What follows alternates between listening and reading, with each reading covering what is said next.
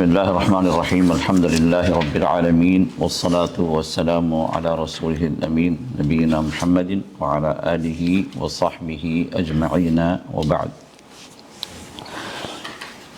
سامعین کرام، حاضرین محترم، مشاہدین کرام، یہ جامع السنہ کی آج 12ویں مجلس ہے،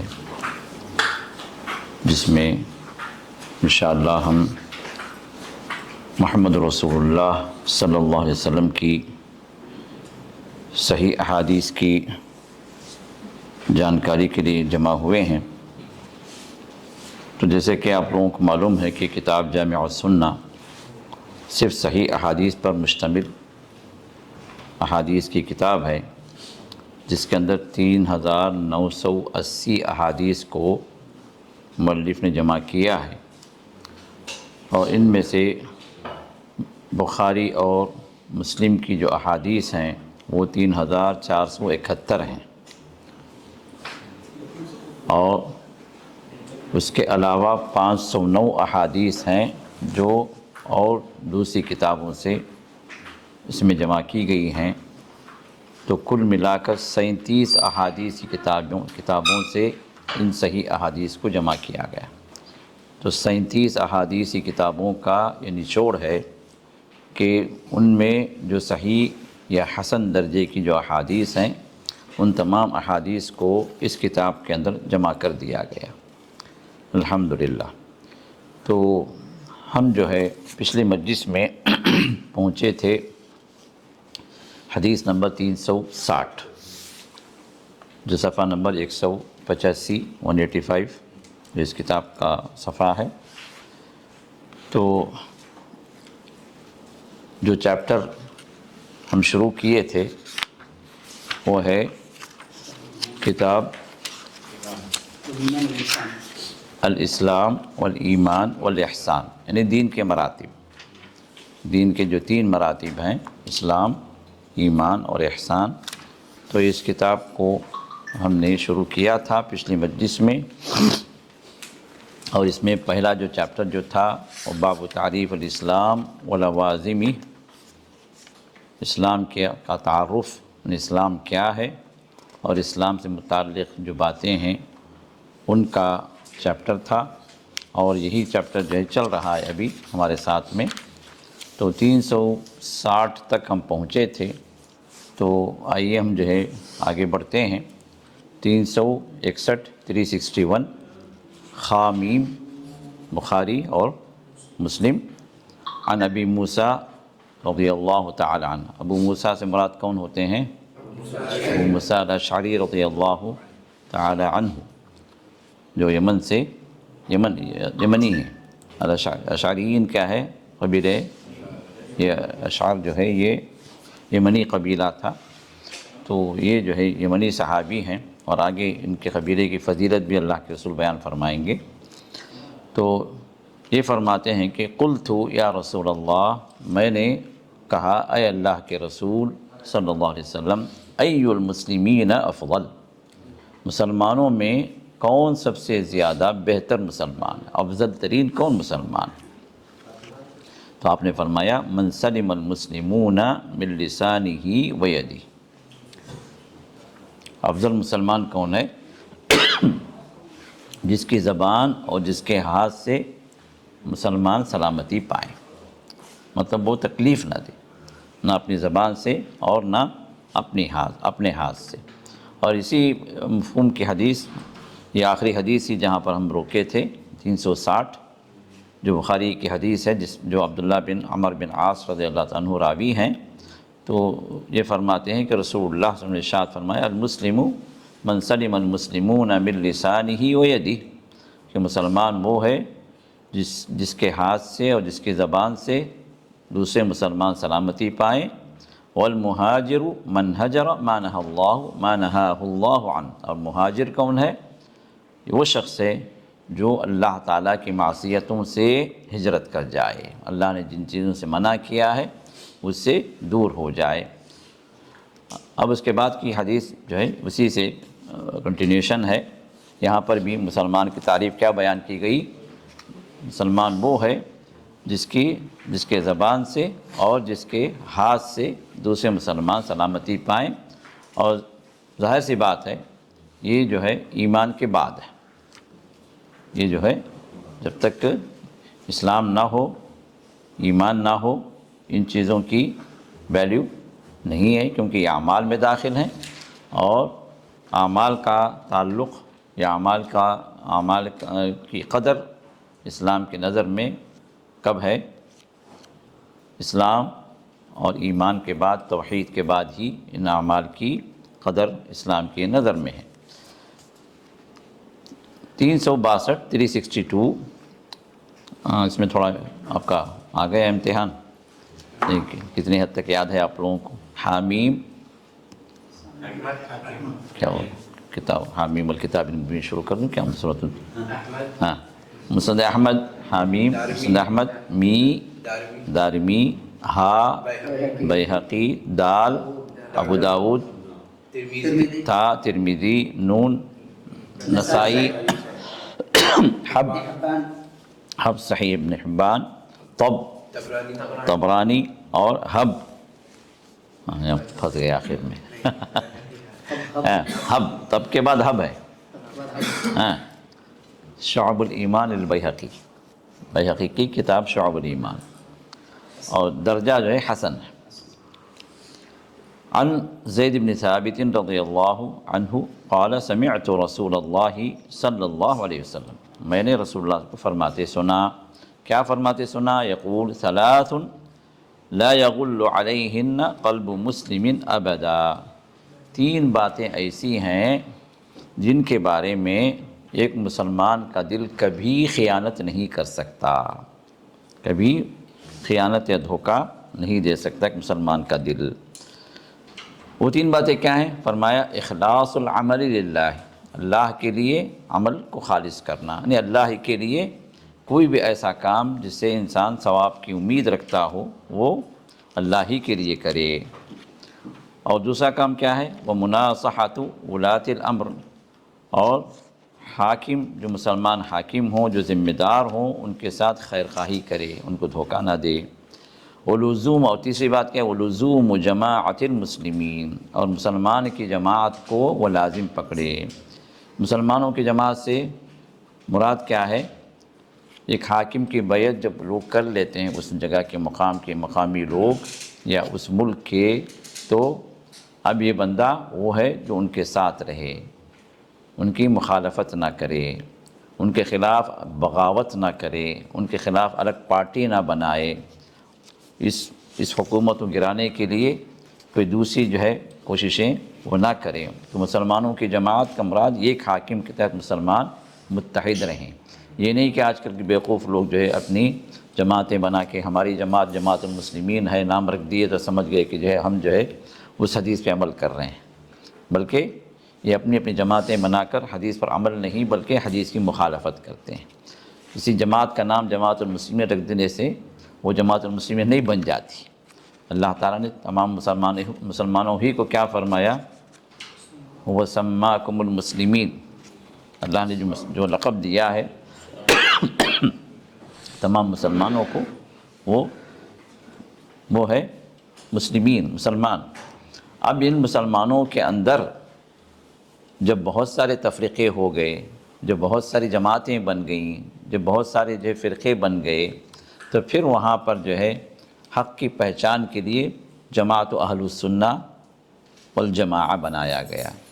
اہل السنہ والجماعہ یہی جو ہے صحابہ کی جماعت ہے، اور اس کے بعد جو ہے صحابہ کے شاگرد جو تابعین ہیں، پھر ان کے شاگرد جو تبع تابعین ہیں، ائمہ ہیں، فقہاء ہیں، علماء ہیں، جو چل رہا ہے سلسلہ، یہ جماعت الشیعہ کے مقابلے میں جماعت اہل السنہ، جماعت الخوارج جو اس وقت کے جو فرقے بنے تھے، تو ان کے پہچان کے لیے، ان کے مقابلے میں پہچان کے لیے، حق والی جماعت کے پہچان کے لیے یہ نام رکھا گیا جماعت اہل السنہ یا اہل السنہ والجماعہ۔ تو یہ سنت پر عمل کرنے والی یا نبی کے طریقے پر یہ جماعت ہے، اور جماعت سے مراد کیا ہے؟ خروج کی جماعت نہیں ہے، یہ حاکم سے خروج کا جو کانسیپٹ ہے، اور آج کے دور کے اندر بھی بہت سارے فرقے یہی کانسیپٹ رکھے ہوئے ہیں، خاص طور پر الاخوان المسلمون، جماعت اسلامی، ان کا مین کانسیپٹ کیا ہے؟ حکومت کے خلاف خروج کرنا، اپنی حکومت بنانا۔ تو یہ کانسیپٹ جو صحابہ کا نہیں تھا، یہ کانسیپٹ اہل السنہ کا نہیں ہے۔ اہل السنہ والجماعہ کا مطلب ہی کیا ہے کہ سنت کو، نبی کے طریقے کو فالو کرنے والی یہ جماعت ہے، اور جماعت سے چمٹی ہوئی لزوم جماعت المسلمین جو ہے نا، یہ مسلمانوں کی جماعت سے چمٹی ہوئی جماعت رہتی ہے۔ یہ بغاوت والا کانسیپٹ ان کے پاس دور دور تک بھی نہیں پھٹکتا۔ حاکم کیسے بھی ہو، اگر وہ مسلمان حاکم ہے، اس پر لوگ جمع ہو گئے، بیعت کر لیے اس حاکم کی، تو رسول اللہ صلی اللہ علیہ وسلم کے فرمان کے مطابق وَلَوْ كَانَ عَبْدًا حَبَشِيًّا، چاہے وہ تمہارا غلام ہے لیکن اس کو حاکم بنا دیا گیا اس کے صلاحیتوں کی بنیاد پر۔ حبشی غلام ہے، کالا کلوٹا ہے، دیکھنے میں خوبصورتی نہیں ہے، بدصورت انسان ہے، اگر اس پر بھی لوگ جمع ہو گئے تو اب کیونکہ جو عرب کے اندر تعصب تھا نا ایک زمانے سے کہ ہم آزاد غلام جو ہے ان کے نظر میں جانوروں سے اچھا ہوتا، جانور کا تو کچھ حق دے دیتے لیکن غلام کا کوئی حق ان کے پاس نہیں تھا، انسانوں میں شماری نہیں تھا، وہ حساب تھا۔ تو رسول اللہ صلی اللہ علیہ وسلم اس کی مثال دے کے فرماتے ہیں کہ اگر یہ غلام بھی تمہارا حاکم بن جائے تو اس کے خلاف بھی خروج کرنے کا تمہیں حکم نہیں ہے، نہ اجازت ہے، اس لیے کہ مسلمان منتشر نہ ہو۔ اور آپ نے یہ بھی فرمایا کہ اگر کوئی انسان یہاں پر ایک مسلمان حاکم کی بیعت پر لوگ جمع ہو گئے، مسلمان لوگ کسی حاکم کی بیعت پر جمع ہو گئے، پھر اس کے خلاف کوئی علم بغاوت بلند کرتا ہے، اس کے خلاف میں کوئی انسان کہتا ہے نہیں یہ انسان برابر نہیں ہے، میں ٹھیک ہوں، میری جماعت میں آ جاؤ، تو آپ نے فرمایا کہ اقتلوہ، اس کو کاٹ دو، مار دو اس کو۔ پھر فرمایا کائنا من کان، وہ کوئی بھی رہنے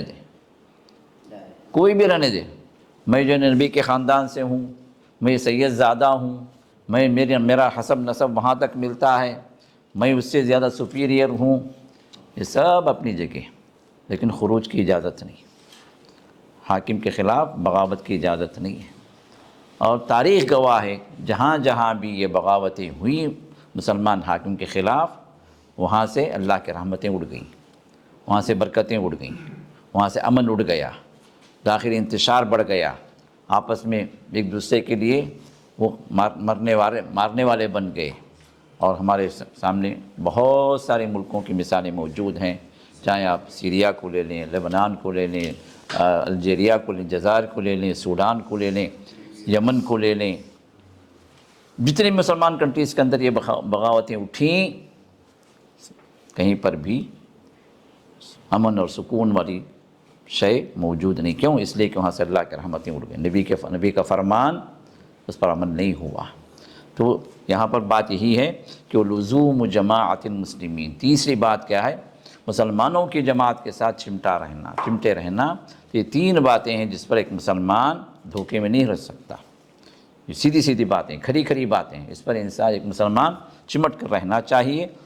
فَإِنَّ دَعْوَتَهُمْ تُحِيطُ مِنْ وَرَائِهِمْ، اس لیے کہ مسلمانوں کی دعائیں جو ہے ان کو گھیرے میں رکھی ہوئی ہیں، کس کو؟ یہ ائمہ کو، یہ حاکم لوگوں کو، ان کے ساتھ چونکہ خیر خواہی کا معاملہ ہونا چاہیے، اس لیے ان کی دعائیں بھی ان کے لیے خالص ہونی چاہیے۔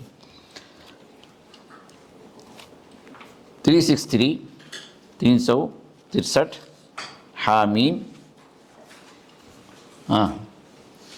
مسند احمد، بزار، مسند بزار، عین، مسند ابو یعلا، اور ضاد، ضاد کیا؟ ضاد، ضیاء الدین المقدسی، الاحادیث المختارہ، ان کی جو کتاب ہے وہ مراد ہے ضاد سے، اور حدیث کا حکم جو صحیح ہے۔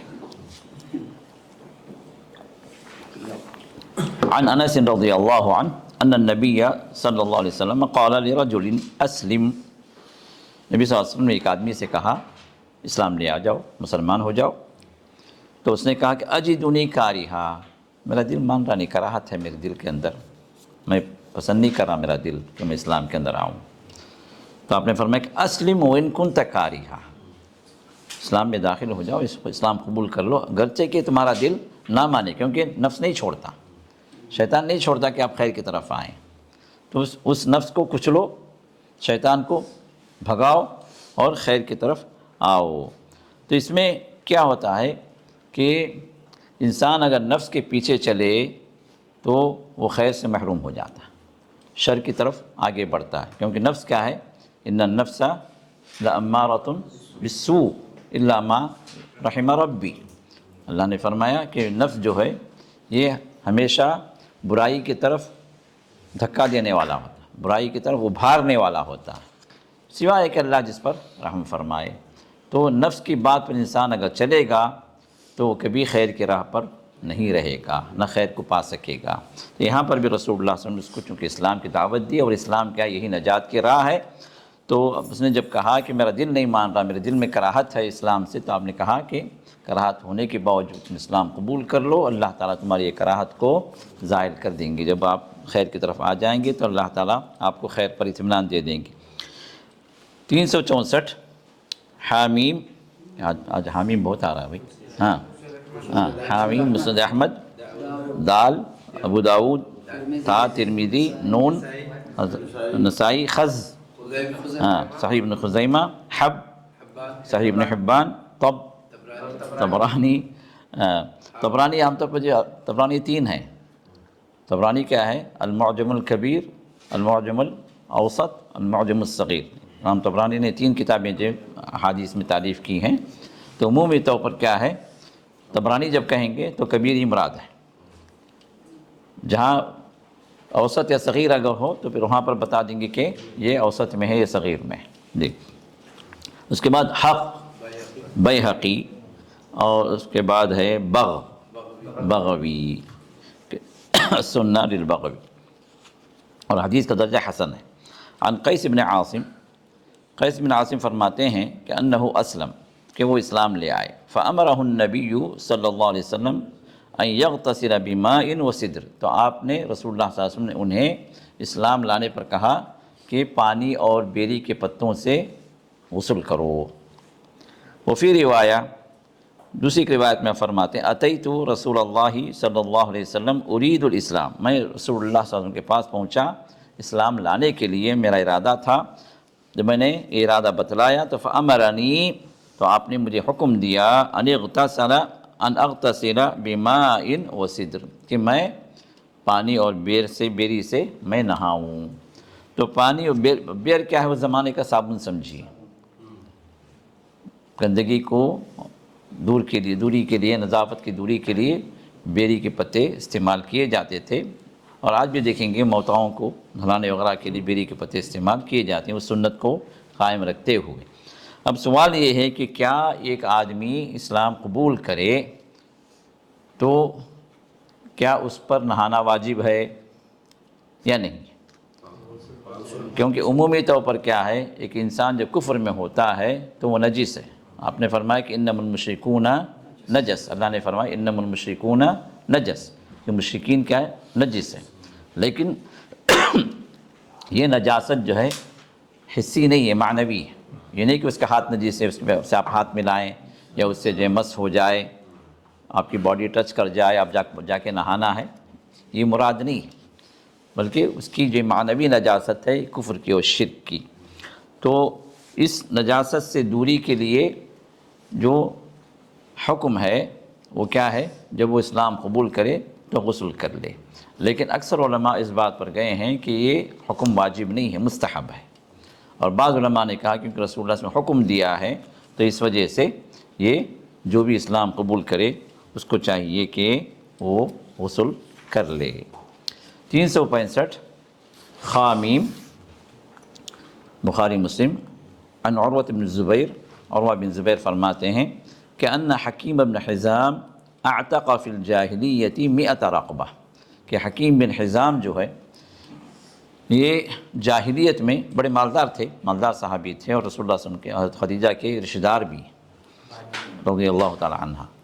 تو انہوں نے جاہلیت میں، اسلام لانے سے پہلے 100 غلاموں کو آزاد کیا، وحمل علی 100 بعیر، اور 100 اونٹ انہوں نے صدقہ دیا. لوگ جو محتاج لوگ ہیں ان کو یہ اونٹ جو ہے، یہی کیونکہ سفر کا یہی ایک وسیلہ تھا، تو یہ سفر کا جو وسیلہ جو مسافرین ہیں ان کے لیے انہوں نے اونٹوں کو تقسیم کیا بطور صدقہ. ثم اعتق، کیونکہ ہم دیکھتے ہیں کہ اب غیر مسلم بھی جو ہے صدقہ و خیرات کرتے ہیں، وہ لوگ بھی غریبوں کی مدد کرتے ہیں، تو یہاں پر بھی یہی کام ہوا ہے. ثم اعتق فی الاسلام، پھر جب اسلام قبول کیے تو اسلام کے اندر بھی مسلمان بن کر بھی انہوں نے 100 رقبہ، 100 غلاموں کا آزاد کیا، وحمل علی 100 بعیر، اور 100 اونٹ تقسیم بھی کیے صدقے کے طور پر. وَأَخْبَرَهُ أَنَّهُ أَتَى النَّبِيَّ صلی اللہ علیہ وسلم، اور انہوں نے یہ بیان کیا کہ وہ حکیم بن حزام جو ہے اتنا کچھ کرنے کے بعد 100 اونٹ 100 غلام جاہلیت میں، 100 اونٹ 100 غلام اسلام لانے کے بعد، یہ کرنے کے بعد جو ہے وہ آتے ہیں اللہ کے رسول صلی اللہ علیہ وسلم کے پاس. فقال یا رسول اللہ، اے اللہ کے رسول، ارأیت امورا کنت اتحنث بها فی الجاہلیہ، آپ ذرا مجھے بتلائیے کہ جاہلیت میں نے جو یہ بطور عبادت یہ چیزیں میں نے جو کی ہیں صدقہ و خیرات، اس کے بارے میں کیا ہوگا. من صدقۃ او عتاقۃ، چاہے وہ صدقہ ہو، چاہے غلاموں کو آزاد کرنا ہو، او صلۃ رحم او صلۃ رحم، یا ہے کہ رشتوں کو جوڑنا ہو جس پر اسلام ابھارتا ہے. میں نے جاہلیت میں بھی یہ کام کیے ہیں. افیہا اجر، کیا ابھی جاہلیت میں نے جو کام کیے ہیں اس پہ مجھے ثواب ملے گا یا نہیں ملے گا؟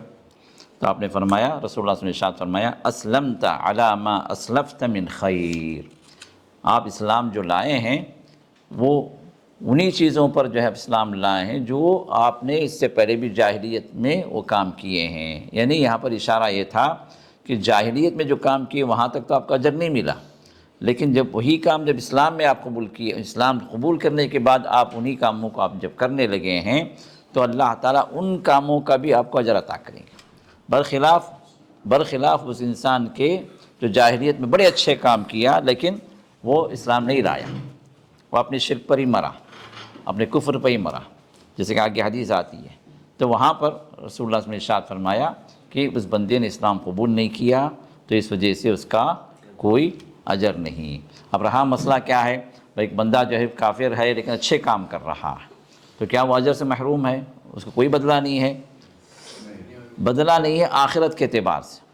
لیکن اللہ تعالیٰ کی سنت یہ ہے کہ اس کی اچھائی کا بدلہ اللہ تعالیٰ دنیائی میں کوئی دوسری اچھائی کے اعتبار سے اللہ دے دیتے ہیں. یہ بھی آگے حدیث آ رہی ہے.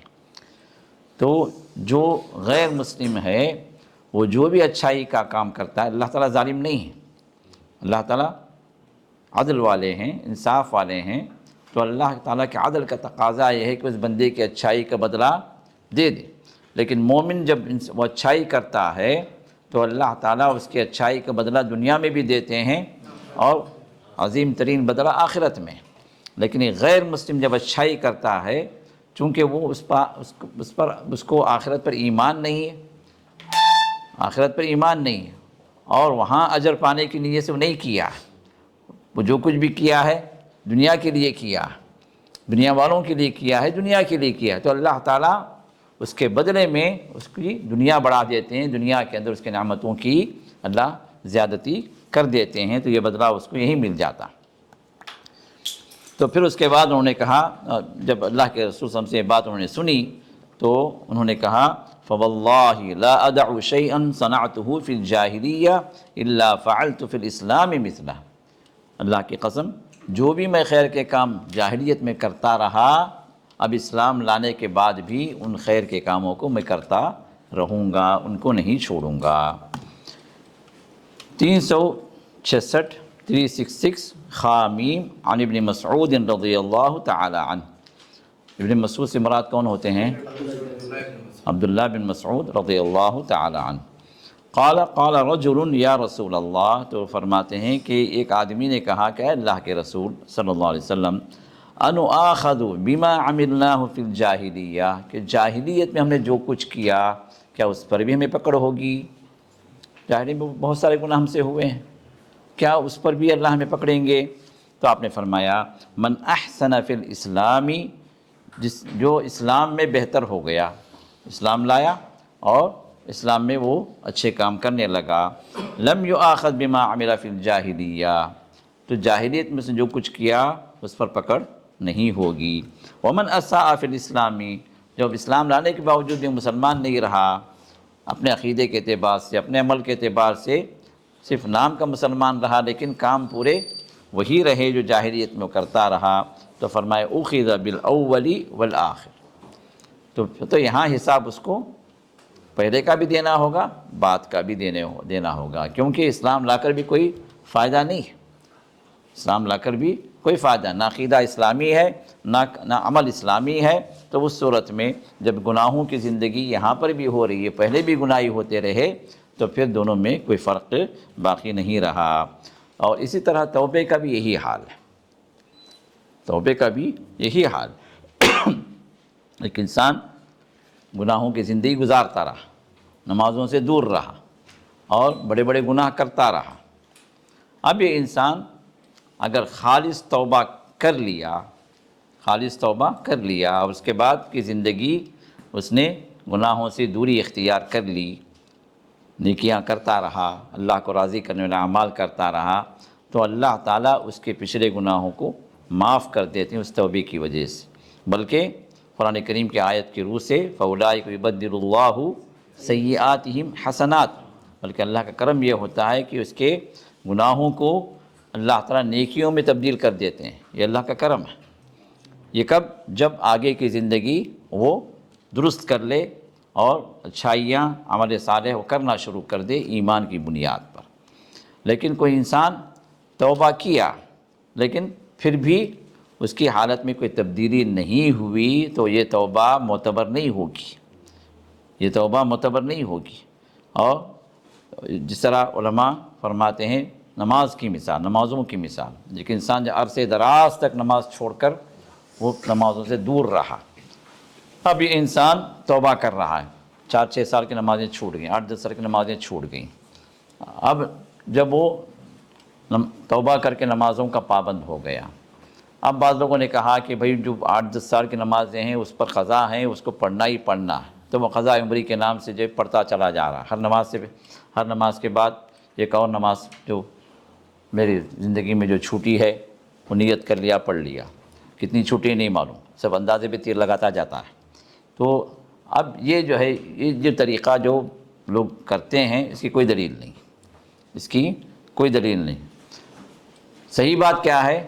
اب یہ انسان توبہ کرے، کیونکہ نماز کا چھوڑنا کفر ہے، وہ کفر میں پہنچ گیا تھا، نمازوں کو چھوڑ کر تارک نماز بن کر اس کی حالت کیا تھی؟ کفر میں تھی۔ پھر اللہ نے توفیق دی تو وہ توبہ کیا اور نمازوں کا پابند ہو گیا، تو اس توبے کے ذریعے سے اللہ تعالیٰ وہ کفر والی جو حالت ہے اللہ اس کو اس سے ہٹا دیتے ہیں، اور پھر اس کو ایمان کی یہ حالت جس کے اندر وہ نمازوں کا پابند ہو گیا ہے، تو اس حالت کو اللہ تعالیٰ قبول کرتے ہیں۔ تو اب یہاں پر وہ پچھلی جو نمازوں سے چھوٹیں اس کی قضا اس پر لازم نہیں ہے، جب اس نے توبہ کیا تو اللہ نے اس کو معاف کیا ہے۔ لیکن بات یہ ہے کہ اگر وہ آگے بھی نمازوں کو چھوڑنے والا بنا تو پھر حساب و کتاب شروع سے ہوگا، جہاں سے وہ چھوڑتا رہا ان کا بھی اس کو حساب دینا ہوگا۔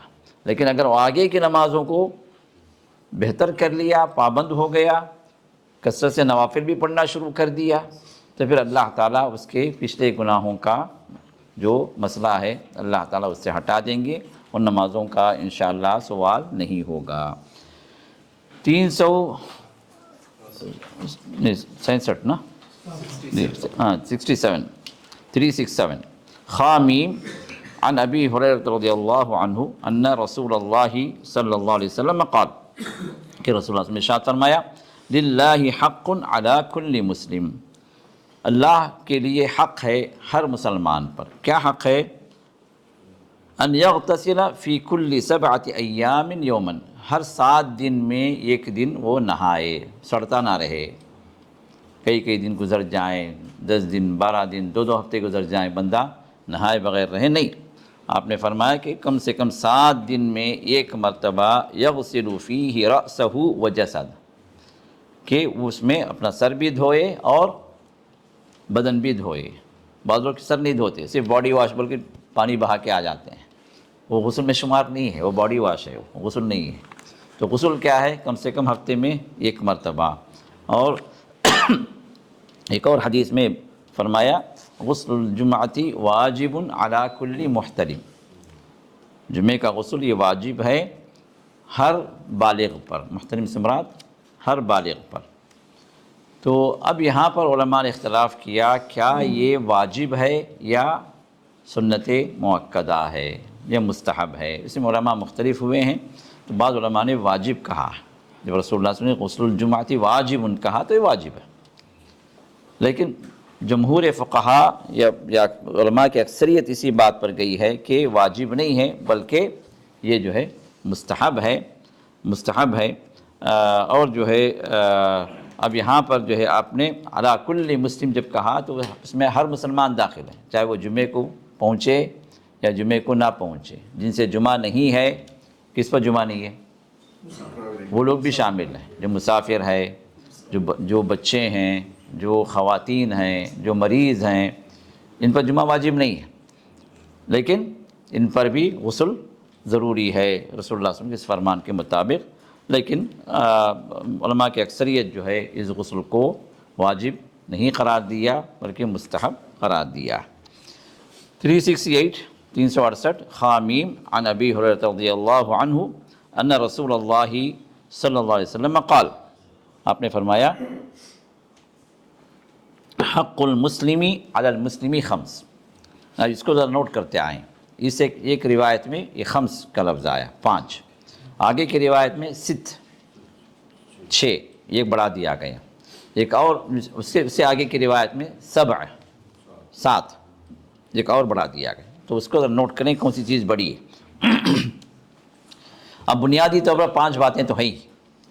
یہ مسلمان کا حق ہے. رد السلام، سلام کا جواب دینا.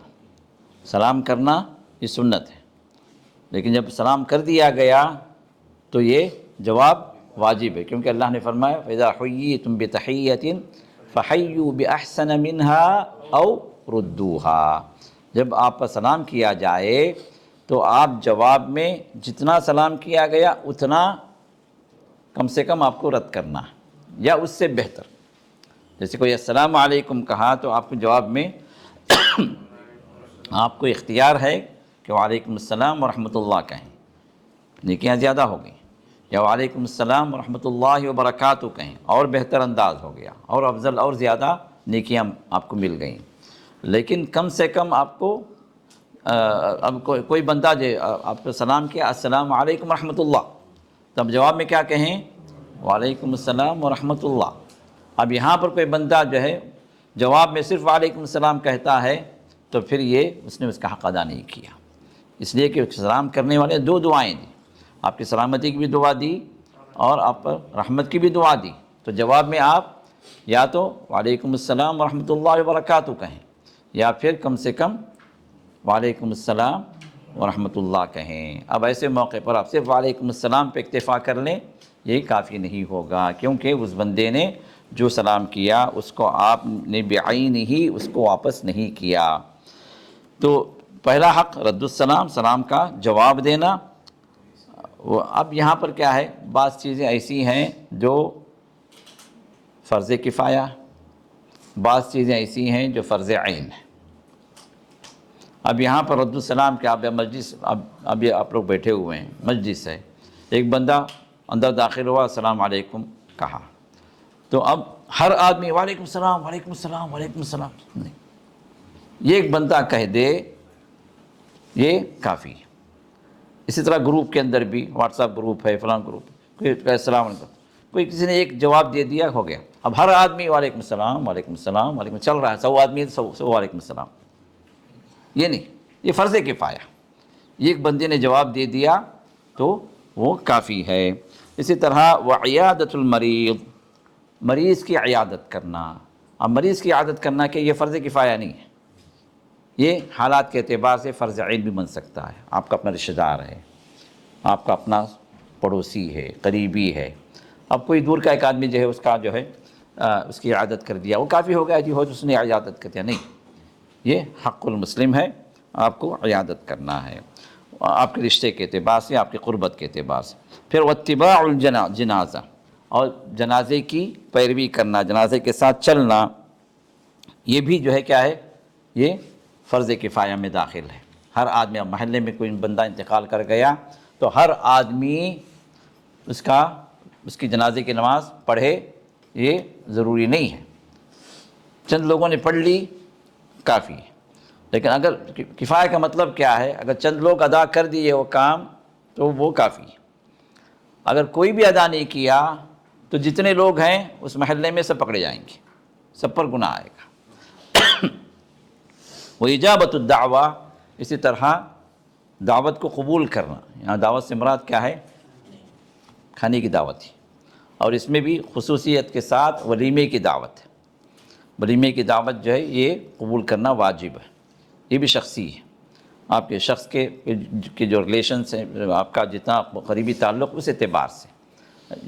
بندہ ایسا ہے کہ اگر آپ نہ جائیں تو وہ ناراض ہو جائے گا، تو آپ کو جانا ہے۔ بندہ ایسا ہے سب کو بلا پہ مجھے بھی بلا لیا، اب میں جاؤں نہ جاؤں کوئی فرق نہیں پڑتا، لوگ تو جا رہے ہیں، آپ جانا نہیں چاہ رہے، کوئی مسئلہ نہیں اس میں۔ بات سمجھ میں آ رہی؟ حالات کے اعتبار سے، آپ کے تعلق کے اعتبار سے بھی اس کا حکم ہوگا۔ وتشمیت العاطس، کسی نے چھینکا، چھینکنے کے بعد اس نے الحمدللہ کہا، تو پھر آپ پر کیا واجب ہے، آپ اس کو کہیں یرحمک اللہ، اللہ آپ پر رحم فرمائے۔ تو اگر اس نے الحمدللہ نہیں کہا، چھینکا، خاموش بڑھ گیا، تو بعض لوگ کیا کرتے ہیں، چھینکے خاموش بڑھ گئے تو خود ہی الحمدللہ بولتے، خود ہی یرحمک اللہ بولتے، دونوں سے خود ہی ادا کر دیتے ہیں۔ اگر ہاں، بچوں کے لیے سکھانے کے لیے آپ کہتے ہیں وہ الگ بات ہے، لیکن اگر کسی رسول اللہ کی مجلس میں ایک صحابی کو چھینک آئی تو انہوں نے الحمدللہ کہا، تو رسول اللہ صلی اللہ علیہ وسلم نے انہیں جواب میں یرحمک اللہ کہا۔ ایک اور صحابی کو چھینک آئی، خاموش بڑھ گئے، کچھ بولے نہیں، تو رسول اللہ صلی اللہ علیہ وسلم نے کچھ آپ نے جواب نہیں دیا، تو انہوں نے کہا یا رسول اللہ صلی اللہ علیہ وسلم، وہ چھینکے آپ ان کو جو دعا دی یرحمک اللہ، میں بھی چھینکا اور آپ نے کچھ نہیں کہا مجھے۔ آپ نے فرمایا کہ تم بھی تو کچھ نہیں کہے، اگر تم الحمدللہ کہتے تو میں اس کا جواب دیتا۔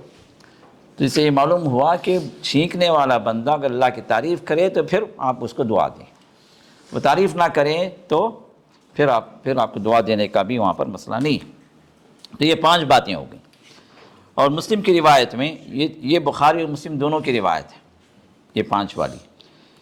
مسلم کی روایت میں حق المسلمی علی المسلمی 6 حق ہیں، ایک مسلمان کا دوسرے مسلمان پر 6 حق ہیں۔ اب وہ ان 6 حق میں یہ 5 تو وہی ہیں، یہ 5 تو وہی ہیں، ایک چیز بڑھ گئی، وہ کیا ہے، وَإِذَا اسْتَنصَحَكَ فَانصَحْ لَهُ، اور اگر کوئی مسلمان آپ سے نصیحت طلب کرے، خیر خواہی طلب کرے، بھائی آپ مجھے ذرا بتائیں کہ صحیح ہوگا، میں اس کمپنی میں جانا چاہ رہا ہوں، وہ کمپنی صحیح ہے، آپ کو معلوم ہے وہ کمپنی جو ہے بکواس ہے، وقت پہ جو تنخواہ نہیں دیتی، لوگوں کے حقوق کھا جاتی ہے، آپ کو معلوم ہے، تو پھر بھی کہیں پھنسنے دو اس کو، جانے دو، گیا تو معلوم ہوگا، معلوم ہے آپ کو، لیکن جب آپ سے وہ مشورہ طلب کر رہا ہے، آپ سے خیر خواہی طلب کر رہا ہے، نصیحت طلب کر رہا ہے، تو پھر ایک مسلمان ہونے کی حیثیت سے آپ اس کو مس گائیڈ نہ کریں، آپ اس کو صحیح بات بتائیں، اس کے لیے جو خیر والی بات ہے وہ بات اس کو بتائیں، یہ بھی حق ہے۔ 369 خامی بخاری مسلم، عن البراء بن عازب، براء بن عازب رضی اللہ عنہ فرماتے ہیں، امرنا رسول اللہ صلی اللہ علیہ وسلم بسبع ونہانا عن سبع، رسول اللہ صلی اللہ علیہ وسلم نے ہمیں 7 باتوں کا حکم دیا اور 7 باتوں سے منع کیا۔ اب یہاں پر 6 کی جگہ کتنے ہو گئیں؟ یہاں 7 ہو گئیں، یہ بھی جو مسلمان کے حق کے اعتبار سے یہ 7 باتیں۔ اب اس میں جو ہے جو 7 باتیں ہیں وہ کیا ہے، امرنا بعیادت المریض، مریض کی عیادت کرنا، یہ آ گیا، واتباع الجنازہ، اور جنازے کے ساتھ چلنا، 2 ہو گئے، وہ تشمیت العاطس، چھینکنے والا جب الحمدللہ کہے تو آپ جواب میں یرحمک اللہ کہیں، یرحمک اللہ۔ نمبر 4 ابرار القسم، قسم کو انسان کھا لے تو اس کی قسم کو پوری کرنا۔ کوئی بندہ جو ہے آ کے آپ سے کہہ رہا ہے کہ بھائی ذرا آپ میرے ساتھ چلیں، میرا ایک کام کر دیں، آپ بولے نہیں بھائی میں نہیں آتا، اللہ کی قسم، میں اللہ کی قسم کھا کے، میں اللہ کی قسم کھا کے میں آپ سے کہتا ہوں کہ آپ اس معاملے کو حل کریں، میرے ساتھ چلیں۔ اب اس نے قسم کھائی ہے تو پھر آپ کو کیا کرنا ہے؟ اس کے ساتھ چلنا ہے تاکہ اس کی قسم نہ ٹوٹے، اس کی قسم۔ حقیقت یہ ہے کہ اس طرح کی قسمیں نہیں کھانا چاہیے، یہ کسی کو آپ مجبور نہ کریں، کسی کو جو زبردستی جو ہے آپ اپنا معاملہ نہ تھوپیں، اس کے حالات کیسے ہیں، اس کا جو ہے معاملہ کیسا ہے یہ اس کو پتہ، لیکن پھر بھی اگر کسی نے کوئی قسم کا واسطہ دیتا ہے، کوئی قسم کھاتا ہے کہ آپ یہ کام کریں میرے لیے، تو پھر وہاں پر آپ کوشش کریں کہ اس کی قسم نہ ٹوٹے اور اس کا کام جو وہ کہہ رہا ہے اگر آپ کی طاقت میں ہے تو آپ کریں۔ اور پھر فرمایا وَنَصْرَ الْمَظْلُومِ، وَنَصْرِ الْمَظْلُومِ، اور مظلوم کی مدد کرنا۔ مظلوم کی مدد بھی کیا ہے یہاں پر بھی کیا ہے؟ ایک فرض کفایہ ہے، ایک جو فرض عین۔ فرض کفایہ کیا ہے؟ چند لوگ ہیں بھائی مدد کر دے رہے ہیں، تو کوئی ضروری نہیں کہ آپ مدد کریں، کوئی بھی نہیں ہے مدد کرنے والا، وہ بیچارہ جو ہے نہتا ہے، وہ بیچارہ جو ہے اکیلا ہے، مصیبت میں پھنسا ہوا ہے، کوئی مدد کرنے والا نہیں، اور آپ مدد کر سکتے ہیں تو پھر آپ پر یہ فرض عین بن جائے گا۔ وہی ہوئی ابرار القسم ہے نا، وہی ہے، وہی اسی روایت میں اختلاف ہے، ابرار القسم کہا ہے یا ابرار المقسم کہا ہے؟ قسم کھانے والے کی قسم کو پوری کرنا، مقسم کیا ہے؟ قسم کھانے والا، وہ اس میں فاعل ہے۔ قسم کیا ہے؟ قسم کو پورا کرنا۔ بات واضح ہو رہی ہے؟ صرف الفاظ کا فرق ہے، بات ایک ہی ہے۔ نمبر 5 وَنَصْرِ الْمَظْلُومِ، مظلوم کی مدد کرنا۔ نمبر 6 وَإِجَابَةِ الدَّاعِي، دعوت دینے والے کی دعوت کو قبول کرنا۔ اور نمبر 7 وَإِفْشَاءِ السَّلَامِ، اور سلام کو پھیلانا، سلام کو پھیلانا۔ اب اس میں جو باتیں بتائی گئیں، پرانی باتوں میں سے 4 باتیں آئیں، ہے نا؟ نئی باتیں کون سی ہیں؟ ابرار القسم، قسم کو پوری کرنا، نصر المظلوم، اور مظلوم کی مدد کرنا، اور ساتویں بات اس میں جو بتائی گئی، جو تیسری جو ہے، جو ایکسٹرا بات اس کے اندر ہے، وہ افشاء السلام، سلام کو پھیلانا، عام کرنا۔ تو معلوم یہ ہوا کہ پہلے کہ اس میں کیا رد السلام آیا، سلام کو اس کا جواب دینا، اور یہاں کیا ہے؟ افشاء السلام، سلام کو پھیلانا، جیسے کہ اللہ کے رسول نے ارشاد فرمایا کہ السلام علی من عرفت ومن لم تعرف، سلام کرو چاہے تم اس کو جانتے ہو یا نہ جانتے ہو، اور اتنا معلوم ہے کہ مسلمان ہے تو آپ اس کو سلام کریں۔ اب یہاں پر اللہ ہدایت دے، کئی مسلمان ایسے ہیں کہ ان کی شکل سے مسلمانیت ظاہر نہیں ہوتی، نہ اسلامی لباس ہے، نہ اسلامی شکل ہے، ہاں، غیروں کی طرح جو ہے زندگیاں ہیں، اب ملتے ہیں تو پتہ نہیں چلتا کہ بھئی آدمی مسلمان نہیں مسلمان۔ اب وہاں پر جو آپ توقف کریں، لیکن اگر معلوم اگر ہو گیا کہ مسلمان ہے بندہ، تو پھر آپ آگے بڑھ کر سلام کرنا ہے۔ ونہانا، اور 7 باتوں کو آپ نے منع کیا نا، یہ 7 باتیں جو ہے لباس سے متعلق ہیں یا کھانے پینے کی چیزوں سے، کھانے پینے کے برتن سے متعلق ہیں۔ اور وہ 7 باتیں کیا ہیں؟ آپ نے فرمایا کہ ونہانا عن تختم بالذہب، سونے کی انگوٹھی پہننا، سونے کی انگوٹھی پہننا۔ اب انگوٹھی پہننے سے منع کیا گیا تو سونے کی چین ڈال سکتے ہیں کیا؟ ہاں، یہ سونے کا بریسلٹ پہن لیا نہیں۔ یہ انگوٹھی کا ذکر اس لیے کہ رسول اللہ صلی اللہ علیہ وسلم نے بنوایا تھا، اور آپ کی اقتداء میں صحابہ نے بھی اس کو بنوایا تھا۔ پھر اس کے بعد جب اس کی حرمت نازل ہو گئی تو پھر عمومی طور پر یہ سونا مرد کے لیے حرام ہو گیا۔ اب یہاں انگوٹھی کا ذکر اس لیے کہ لوگوں نے پہن رکھی تھی، اس وجہ سے اس کو یہاں پر ذکر کیا، ورنہ ایک مسلمان مرد کے لیے سونا حرام ہے، کسی بھی شکل میں ہو، جائز نہیں اس کے لیے۔ اور پھر فرمایا وعن شرب بالفضہ، چاندی کے برتن میں پینا، چاندی کا برتن ہو یا سونے کا برتن ہو، اس کے اندر کھانا اور پینا جائز نہیں، حرام ہے ایک مسلمان کے لیے۔ اور ایک اور روایت میں فرمایا فَإِنَّهُ مَنْ شَرِبَ فِيهَا فِي الدُّنْيَا، جو دنیا میں ان برتنوں میں پیے، لم يشرب فيها فی الآخرہ، آخرت میں ان برتنوں میں اس کو پینا نصیب نہیں ہوگا، کیونکہ وہاں پر جنت میں اللہ تعالیٰ سونے اور چاندی کے برتن اللہ جنتیوں کو اللہ عطا کریں گے۔ تو جو انسان یہاں جو ہے اس لائف کو لے رہا ہے، تو پھر اللہ تعالیٰ اس کو وہ نعمتوں والی وہ لائف وہاں پر اللہ اس کو عطا نہیں کریں گے۔ تیسری بات وعن المیاسر، اور میاسر سے بھی آپ نے منع کیا۔ اب یہ میاسر ہے، پھر اس کے بعد قصی ہے، اس کے بعد لبس الحریر ہے، استبرق ہے، دیباج ہے، یہ پانچوں چیزیں جو ہے یہ انواع الحریر ہیں، ریشم کے اقسام ہیں، ریشم کے انواع ہیں، کوالٹیز ہیں۔ اب اس میں میاسر کیا ہے؟ کوئی انسان جو ہے جو اپنے جانور پر، اونٹ ہو یا کہ گھوڑا ہو، اس پر جو زین جو بچھاتے ہیں نا، اس میں ریشم کا استعمال ہوتا ہے، ریشم کی زین ہوتی ہے۔ جو اس کا بڑا آدمی ہے، وہ جو ہے بڑا مالدار ہے، یہ بتانے کے لیے اس طرح کی چیزیں استعمال کی جاتی ہیں۔ تو وہ ریشم کا استعمال وہ آپ نے اس سے منع کر دیا۔ پھر اسی طرح قصی ہے، یہ بھی جو ہے یہ ریشم اور کاٹن، ان دونوں کو مکس کر کے یہ کپڑا تیار کیا جاتا تھا اس زمانے کا۔ جی میاسر پہلے، میاسر تو جو جانور کی گھوڑا ہو یا جو زین کے طور پر استعمال کرتے ہیں اس پر بچھانے کے لیے سیٹ ہے، تو اس پہ ریشم کا استعمال۔ اور قصی کیا ہے؟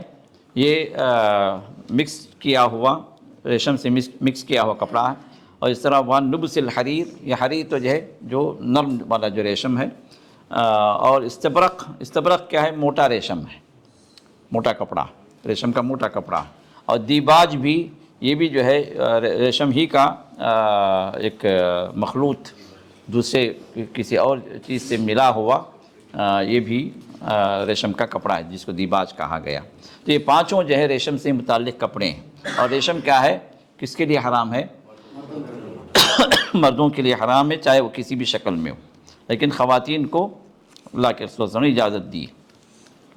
اب وفی روایت علی مسلم، یہاں ایک اور جو ہے روایت میں مسلم کی ابرار المقسم کی جگہ وانشاد الضالہ، گمشدہ کسی چیز کا اعلان کرنا۔ آپ کو کوئی چیز مل گئی، آپ اٹھا لیے، یا صحیح بات ہے کہ آپ نہ اٹھائیں، اس کو چھوڑیں، ارے کوئی دوسرا اٹھائیں گے تو وہ جواب دے گا، آپ کی کیا پریشانی بھائی، آپ کیوں اٹھا رہے ہیں؟ آپ کا حق تو نہیں ہے۔ اب اٹھا لیے تو پھر جو ہے آپ کو کیا کرنا ہے؟ اعلان کروانا، اس کے مالک تک پہنچانے کی آپ پر ذمہ داری بن گئی۔ اب آپ اعلان کرتے رہیں۔ علماء نے فرمایا کب تک اعلان کریں؟ 1 سال تک۔ اب 1 سال تک آپ کا حق ہے کہ آپ مالک تک پہنچانے کی جو بھی آپ کے مینس ہیں، جو بھی جو ہے آپ کے ذرائع ہیں، آپ ان کو استعمال کرتے رہیں، وہ بات اس تک، وہ چیز، وہ حق اس تک پہنچائیں۔ بعض چیزیں کیا جو چھوٹی ہوتی ہیں، جیسے ریال، 2 ریال، 5 ریال، 10 ریال کہیں مس ہو گئے، اب کوئی بندہ اس کے پیچھے پریشان نہیں ہوتا۔ 1000 ریال کہیں مس ہو گئے، ابھی کیا ہے، ایک بندے کے لیے ایک رقم ہے، وہ چیز پر ڈیپینڈ ہے، وہ چیز قیمتی ہے یا معمولی۔ اگر آپ اٹھاتے ہیں تو پھر آپ کا حق بن گیا کہ اس چیز کو آپ مالک تک پہنچانے کی کوشش کریں، اعلان کرتے رہیں۔ اسی طرح وفی اخرى لہ رد السلام، افشاء السلام کی جگہ رد السلام تو اس سے پہلے آ گیا۔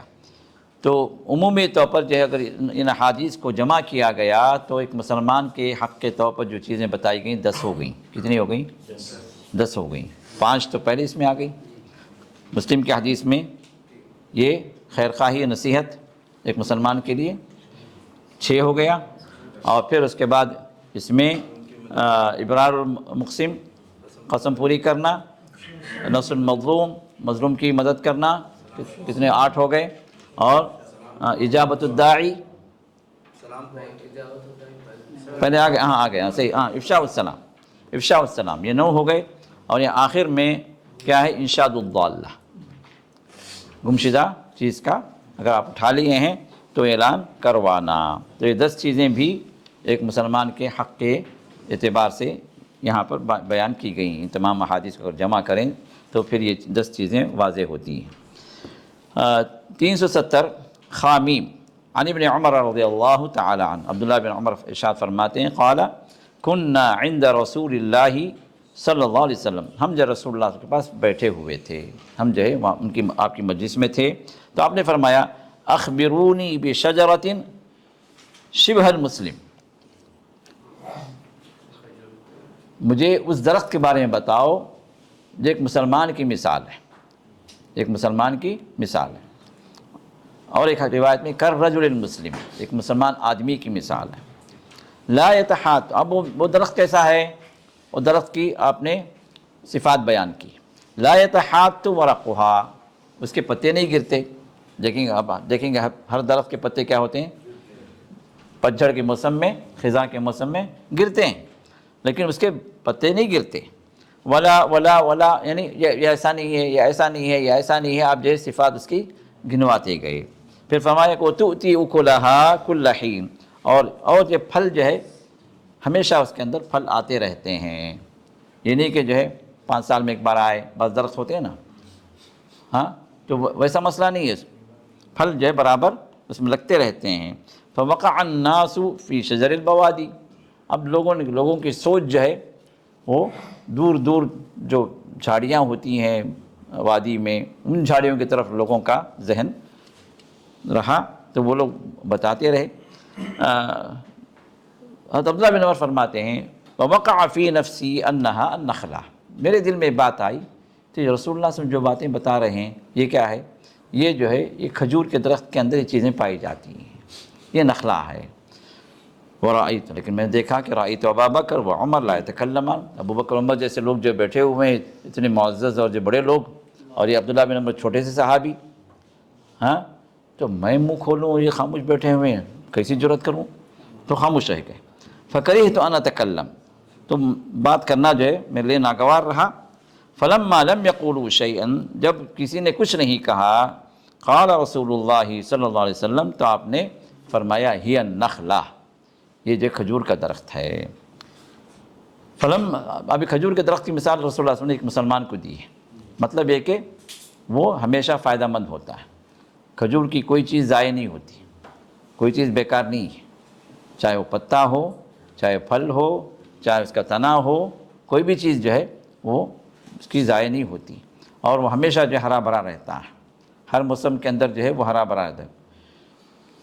تو ایک مسلمان جو اسی طرح ہمیشہ اللہ تعالیٰ کے احکام کا پابند کرتا ہو، تر و تازہ رہے اور لوگوں کو فائدہ دیتا رہے۔ خیر الناس انفع الناس یا من ينفع الناس، سب سے بہتر انسان کون ہے؟ جو لوگوں کو سب سے زیادہ فائدہ دے، لوگوں کے لیے سب سے زیادہ نفع مند ہو۔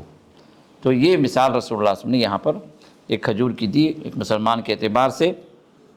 تو اس کے بعد جب مجلس ختم ہوئی تو فلما قمنا قلت لعمر، جب مجلس سے ہم باہر اٹھے تو میں نے حضرت عمر جو ان کے والد جو تھے ان سے میں نے کہا یا ابتا، میرے ابا جان، واللہ لقد کان وقع فی نفسی انہا نخلہ، میرے دل میں تو بات آئی تھی، اللہ کی قسم یہ بات آئی تھی کہ وہ درخت جو ہے وہ کھجور کا ہے۔ تو آپ نے فرمایا ما منعک ان تتکلم، کیوں تم نے بولے، تم نے اپنے منہ نہیں کھولا، کیوں تم نے جواب نہیں دیا؟ فقال لم ارکم تکلمون فکرہت ان اتکلم واقول شیئا، جب میں نے دیکھا کہ بڑے بڑے لوگ خاموش بیٹھے ہوئے ہیں، میں تو چھوٹا سا بچہ، میں منہ کھولوں تجھے، پھر کہیں ایسا نہ ہو کہ بے ادبی ہو جائے، تو اب لوگ خاموش ہیں تو میں خاموش رہ گیا۔ فقال عمر، حضرت عمر نے کہا لأن تكون قلتها احب الی من کذا وکذا، اگر تم بتا دیتے نا تو میرے لیے فلاں فلاں چیز جو فلاں دولت مل جائے، فلاں جگہ کی جو ہے پراپرٹی مل جائے، تو اس سے جتنی خوشی مجھے ہوگی اس سے کہیں زیادہ خوشی ہوتی کہ تم وہاں پر بتا دیتے کہ چھوٹا سا بچہ بتا، حضرت عمر کا بیٹا بتا دیا بھائی۔ تو یہ جو ہے رسول اللہ کی مجلس میں اگر تم یہ کام کر دیتے تو مجھے بہت زیادہ خوشی ہوتی۔ اور پھر اور دوسری روایت میں ان من الشجر، رسول اللہ نے ارشاد فرمایا ان من الشجر شجرہ لا يسقط ورقها وانها مثل المسلم، آپ نے فرمایا کہ درختوں میں ایک درخت ایسا ہے جس کے پتے نہیں گرتے اور ایک مسلمان کی مثال ہے۔ فحدثونی ما ہی، تو ذرا مجھے بتاؤ کہ وہ کون سا درخت ہے؟ تو فرماتے ہیں فوقع الناس فی شجر البوادی، لوگ جو ہے جو وادیوں میں اور دور دراز علاقوں میں جو درخت ہوتے ہیں ان کی طرف جو ہے لوگوں کا ذہن گیا، لیکن جو ہے میرا ذہن کس پر گیا؟ اس کھجور کے درخت پر گیا۔ تو پھر آپ نے فرمایا کہ جب کسی نے کچھ نہیں کہا تو آپ نے فرمایا ہی النخلہ، تو آپ نے خود ہی جواب دیا۔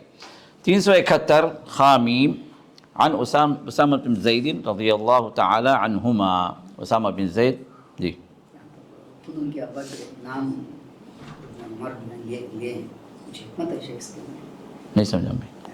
عمر کہتے ہیں، ہاں عبداللہ ابن عمر جو ہے ان کے ابا کے نام خود جو نا عمر کا لفظ یہاں پہ لائے، کچھ اس کے اندر حکمت ہے یا ابھی کہہ کر؟ سوال نہیں سمجھ میں آیا مجھے۔ عمر کے باپ کا نام جو ہے لیا گیا اس میں، انہوں نے ان کے ابا کا نام لیے، تو یہ نہیں کہے کہ میرے ابا وہاں پہ نہیں، عرب دیکھیے، عرب کے اندر جو ہے جو کلچر جو پہلے سے بھی رہا ابھی بھی ہے، وہ والد کا نام ہو یا کہ بیویاں شوہر کا نام ہو، لینے میں کوئی جو ہے ان کے پاس قباحت نہیں ہے، لینے میں کوئی قباحت نہیں ہے۔ تو اب اسی اعتبار سے انہوں نے کہا کہ جب یہ بیان کرتے ہوئے انہوں نے کہا کہ جو ہے جو فقال عمر، تو عمر نے کہا، جبکہ وہ ان کے والد ہیں، اب عمر جو ہے والد ہیں، سب کو معلوم ہے، تو اس اعتبار سے بھی انہوں نے کہہ دیا ہوگا کہ عمر نے یہ بات کہی۔ لیکن عمومی طور پر کیا ہے، ہمارے پاس جس طرح ابا حضور، ہاں وہ جی ہاں والد محترمہ، یہ جو ہے یہ نوابی شاہی جو ہے، اردو کیا ہے، یہ لشکری زبان ہے، شاہی زبان ہے، لشکری زبان ہے، تو اس کے اندر یہ آداب و القاب جو ہے کچھ زیادہ ہی جو ہے وزندار ہو گئے ہمارے پاس۔ ورنہ جو ہے عربی کے اندر جو ہے یہ آداب و القاب موجود نہیں ہیں۔ اسی طرح بیوی بھی جب اپنے شوہر کا نام لیتا رہے، ہمارے پاس تو نکاح بھی ٹوٹ جاتا ہے بعض لوگوں کے پاس، ارے نہیں بیوی نے شوہر کا نام لے لیا بھائی تو نکاح ہی برقرار نہیں ہے، نکاح ٹوٹ گیا بولتے۔ تو اب اس طرح کی چیزیں ہیں، جبکہ رسول اللہ صلی اللہ علیہ وسلم کے سامنے خود ہی جو ہے عائشہ جو ہے فرماتی ہیں کہ اللہ کے رسول ارشاد فرماتے ہیں کہ عائشہ مجھے معلوم ہے کہ تم مجھ سے کب خوش رہتی ہو کب ناراض رہتی ہو۔ حضرت عائشہ نے کہا کہ اللہ کے رسول وہ کیسے؟ کہا کہ جب کسی بات پر تم کہتی ہو اور رب محمد کے رب کی قسم، تو میں سمجھ جاتا ہوں کہ تم جو ہے میرے ساتھ خوش ہو۔ ہاں جب تم مجھ سے ناراض ہوتی ہو تو کہتے ہو رب ابراہیم ابراہیم کے رب کی قسم میرا نام نہیں لیتی ہو۔ تب یہاں خود یہ بات بتاتی ہے کہ بیوی جو شوہر کا نام لے بھی سکتی ہے، بلکہ خوشی کے موقع لینا بھی چاہیے یہ رضامندی کی علامت۔ تو اس طرح کی چیزیں جو عرب کے کلچر کے اندر، تو ان کے پاس یہ باپ کا نام لینا جو ہے کوئی نہ عیب کی بات تھی، نہ جو ہے کوئی ایسی بات تھی کہ انہوں نے بے ادبی کی۔ اللہ اعلم۔ ٹھیک ہے، اس کے بعد 371 خامیم بخاری مسلم، حضرت اسامہ بن زید رضی اللہ تعالیٰ عنہما ارشاد فرماتے ہیں ان رسول اللہ صلی اللہ علیہ وسلم رکب علی حمار علیہ اکاف، رسول اللہ صلی اللہ علیہ وسلم ایک گدھے پر سوار ہوئے۔ دیکھیے رسول اللہ صلی اللہ علیہ وسلم شاہ مدینہ ہیں، حکومت آپ کے پاس ہے، لیکن گدھے کی سواری ایک عام چیز ہے، کوئی عیب والی بات نہیں ہے۔ آپ نے جو اپنے آپ کو یہ نہیں کہا میں حاکم ہوں تو میں گھوڑے پہ ہی سوار ہوں گا، جو میسر ہو آپ نے اس کو استعمال کیا۔ تو رکب علی حمار علیہ اکاف، تو آپ ایک گدھے پر سوار ہوئے اور جو ہے اس پر جو ہے مخملی چادر بچھی ہوئی تھی، علیہ اکاف، اس کی باگیں تھیں، مطلب سواری کے لیے کیا ہے وہ باگیں جو ہے استعمال کرتے ہیں اس کو کنٹرول کرنے کے لیے۔ اکاف تحتہ قطیفۃ فدکیہ، فدک سے بنی ہوئی، فدک ایک مقام ہے، فدک کی بنی ہوئی ایک مخملی چادر تھی۔ واردف اسامہ بن زید، تو اسامہ بن زید کو رسول اللہ صلی اللہ علیہ وسلم نے اپنے پیچھے بٹھا لیا۔ کہاں گئے؟ یعود سعد بن عبادہ فی بنی الحارث بن خزرج، خزرج کا ایک قبیلہ، خزرج قبیلہ ہے، اس کا ایک خاندان بنو الحارث ہے، تو اس کے تھے سعد بن عبادہ، اس کے سردار تھے سعد بن عبادہ رضی اللہ تعالیٰ عنہ۔ کئی سعد ہیں صحابہ میں کئی سعد ہیں، اس میں سعد بن ابی وقاص ہیں، سعد بن معاذ ہیں، اور یہ سعد بن عبادہ ہیں، تو کئی ایک جو ہے صحابہ اس کے سعد کے نام سے ہیں۔ تو اب یہ جو ہے سعد بن عبادہ جو خزرج کے سرداروں میں سے ایک سردار تھے، وہ بیمار ہو گئے تھے، تو ان کی مزاج پرسی کے لیے عیادت کے لیے رسول اللہ صلی اللہ علیہ وسلم گئے۔ رسول اللہ صلی اللہ علیہ وسلم گدھے پر سوار ہیں اور پیچھے اسامہ بن زید۔ اسامہ بن زید کون ہیں؟ زید بن حارثہ۔ زید بن حارثہ جو آپ کے غلام کے طور پر آئے اور رسول اللہ صلی اللہ علیہ وسلم کو بیٹا بنا دیا۔ اب یہ بیٹے کے بیٹے، یہ اور بات ہے کہ بعد میں آپ نے اللہ تعالیٰ نے جب لے پالک کو اپنا نام دینے سے اللہ نے منع کر دیا اپنے کلام پاک کے اندر، تو رسول اللہ صلی اللہ علیہ وسلم نے اعلان کر دیا کہ یہ بیٹے نہیں ہیں، میرے بیٹے نہیں ہیں آج سے، یہ زید بن محمد نہیں بلکہ زید بن حارثہ۔ لیکن محبتیں اسی طرح قائم تھیں، آپ ان کو بیٹے ہی کے حکم میں آپ چاہتے تھیں، اسی طرح ان کے بیٹے جو اسامہ بن زید جو تھے ان کو بھی رسول اللہ صلی اللہ علیہ وسلم وہی درجہ دیا کرتے تھے جو حسن حسین کو دیا کرتے تھے، جو رسول اللہ صلی اللہ علیہ وسلم کے اخلاق تھے، جبکہ یہ غلام تھے، یہ غلام کے بیٹے تھے، اور عرب کے اندر غلام کے بیٹے اس کی کوئی عظمت نہیں تھی، کوئی ویلیو نہیں تھی، بلکہ جانوروں سے بدتر سلوک کرتے تھے۔ لیکن رسول اللہ صلی اللہ علیہ وسلم ان کو وہ درجہ دیا تھا جو اپنے خاندان والوں کا درجہ، اپنے خود کے سگے نواسوں کا جو درجہ تھا وہی درجہ ان کو بھی دیا تھا۔ بلکہ صحابہ کے مشہور تھے کہ حب رسول اللہ، یہ رسول اللہ کے جو چہیتے زید ہیں ان کے بیٹے ہیں، نہیں اللہ کے رسول کی چاہتے ان کے بیٹے کے ساتھ بھی ہیں اور ان کے ساتھ بھی ہیں۔ اور کوئی بڑا مشکل مسئلہ آ جاتا تو صحابہ جن کے پاس پہنچتے کہتے کہ جی اللہ کے رسول آپ کو بہت چاہتے ہیں، ذرا آپ ہمارے لیے ذرا سفارش کر دیں، آپ ذرا اللہ کے رسول یہ بات جا کے بتا دیں، کیونکہ صحابہ کو معلوم تھا کہ رسول اللہ صلی اللہ علیہ وسلم انہیں بہت زیادہ چاہتے ہیں۔ تو اب یہاں پر بھی سعد بن عبادہ کی عیادت کے لیے مزاج پرسی کے لیے نکلے تو ساتھ میں اسامہ بن زید کو آپ نے بٹھا لیا۔ وذالک قبل وقعۃ بدر، یہ کب ہے؟ بدر کا واقعہ، بدر کی جنگ سے پہلے، یعنی ممکن ہے ایک ہجری کے اواخر میں ہو یا کہ دوسری ہجری کے شروعات میں ہو۔ فصار حتى مر بمجلس فيه عبداللہ بن ابی بن سلول، عبداللہ بن ابی بن سلول جو تھا، یہ کون تھا؟ یہ رئیس المنافقین، لیکن جب تک اسلام نہیں لایا تھا، وہ جب وہاں سے گزرے تو عبداللہ بن ابی جو ہے یہ کسی مجلس میں بیٹھا ہوا تھا اور رسول اللہ میں گزر جو ہے وہاں سے ہو رہا تھا۔ وذالک قبل ان یسلم عبداللہ بن ابی کے اسلام لانے سے پہلے کا یہ واقعہ۔ وَإِذَا فِي الْمَجْلِسِ أَخْلَاطٌ مِّنَ الْمُسْلِمِينَ وَالْمُشْرِكِينَ عَبَدَةِ الْأَوْثَانِ وَالْيَهُودِ، اور اس مجلس کے اندر جو ہے کچھ مسلمان بھی تھے، کیونکہ ابتدائی اسلام کا یہ واقعہ ہے، کچھ مسلمان بھی تھے، کچھ یہود بھی تھے، کچھ مشرکین بھی تھے، مخلوط جو ہے یہ بیٹھک تھی۔